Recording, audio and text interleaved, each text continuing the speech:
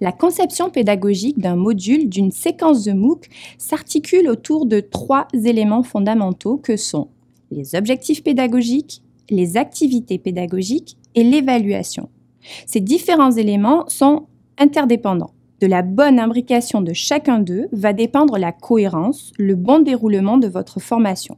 C'est ce qu'on appelle l'alignement pédagogique.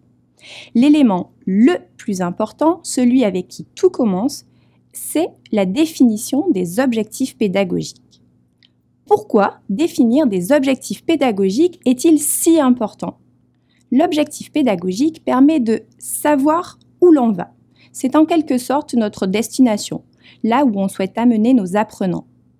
Votre destination doit être la plus précise possible pour que personne ne se perde, ni vous, ni vos apprenants. L'objectif, c'est la cible à atteindre.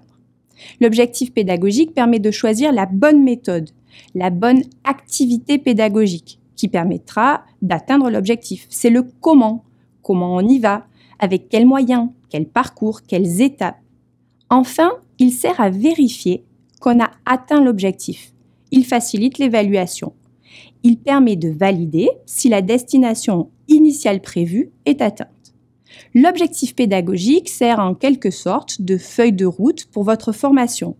Il balise les différentes étapes à franchir pour atteindre le résultat d'apprentissage souhaité. Il permet d'assurer la cohérence entre la destination cible, le parcours et l'arrivée. Il permet ainsi de garder vos apprenants motivés et engagés. Comment s'énonce un objectif pédagogique ? Un objectif bien formulé doit décrire de façon la plus précise possible les savoirs qui seront acquis et les compétences qui seront développées au cours de la séquence du module du MOOC. Et ce, toujours en fonction de l'apprenant. L'objectif pédagogique doit pouvoir être atteignable, observable et évaluable. Petite aide, un objectif pédagogique doit pouvoir faire suite à une phrase simple. À la fin du MOOC, du module, de la séquence, l'apprenant sera capable de, toujours suivi d'une phrase débutant par un verbe d'action à l'infinitif. L'utilisation du verbe d'action est primordiale, car une action est atteignable, observable et mesurable. Par exemple, à la fin de cette vidéo, vous serez capable de formuler un objectif pédagogique. Mon objectif est que vous soyez capable, de façon autonome, de rédiger vous-même vos objectifs pédagogiques. Mon objectif est atteignable, observable et évaluable. Mon évaluation est déjà dans mon énoncé. Je vais vous demander de formuler, d'écrire vos objectifs pédagogiques et à partir de là, nous pourrons vérifier si l'objectif est atteint. Pour vous aider dans la rédaction de vos objectifs pédagogiques, nous vous proposons la taxonomie des processus cognitifs de Bloom. Cette taxonomie propose d'organiser, de hiérarchiser différentes habiletés cognitives plus ou moins complexes qui entrent en jeu dans le processus d'apprentissage. Ces habiletés cognitives sont classées en 6 niveaux.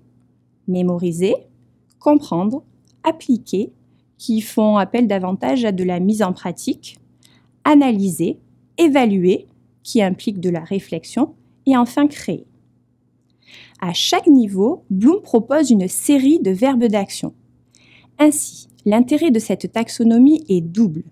Tout d'abord, de mettre à disposition une boîte à outils pour énoncer clairement vos objectifs pédagogiques. Et également d'identifier le niveau des capacités cognitives sollicitées par vos objectifs pédagogiques. Situer à quel niveau votre objectif se trouve dans la taxonomie vous permettra de développer des activités pédagogiques faisant appel à des habiletés cognitives de même niveau que celles que vous souhaitez développer chez vos apprenants. Cet alignement entre objectifs et activités de même niveau cognitif permettra de favoriser la lisibilité, la cohérence de votre parcours et facilitera ainsi l'apprentissage en optimisant l'atteinte de votre objectif. À chaque niveau correspondent des activités plus spécifiques. La prise de notes est plus adaptée pour la mémorisation que pour l'analyse. Au contraire, le travail collaboratif est plus adapté à l'analyse qu'à la mémorisation. Enfin, la dernière étape est l'évaluation.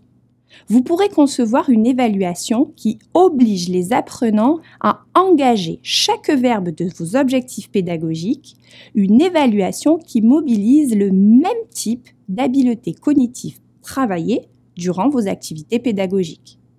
De la bonne formulation de vos objectifs pédagogiques va dépendre la qualité, l'alignement, la cohérence de votre scénarisation pédagogique, c'est-à-dire des méthodes et des activités que vous allez mettre en place et de l'évaluation que vous allez choisir pour savoir si vos apprenants sont arrivés à l'objectif visé. Il est donc très important de prendre le temps de bien réfléchir à la formulation de vos objectifs pédagogiques et de comprendre quelle transformation cognitive ils impliquent chez vos apprenants.